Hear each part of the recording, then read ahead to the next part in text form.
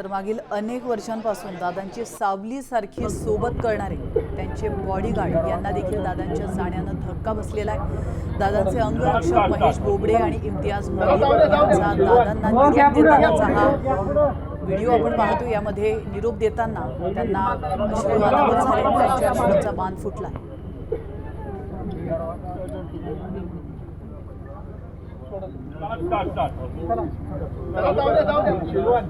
मुख्यमंत्री अजित पवार यांना निरोप देण्यासाठी अगदी महाराष्ट्राच्या कानाकोपऱ्यातून प्रत्येक जण या ठिकाणी उपस्थित असलेला बघायला मिळतोय।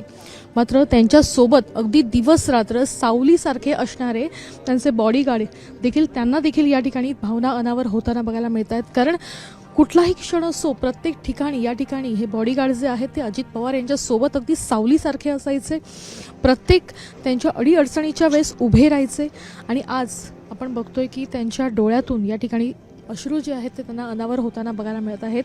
कुठलाही क्षण असो, कुठलीही वेळ असो आणि अगदी 24 तास त्यांच्या सोबत जे आहेत ते हेच त्यांचे बॉडीगार्ड या ठिकाणी त्यांच्या सोबत अगदी तैनात असायचे।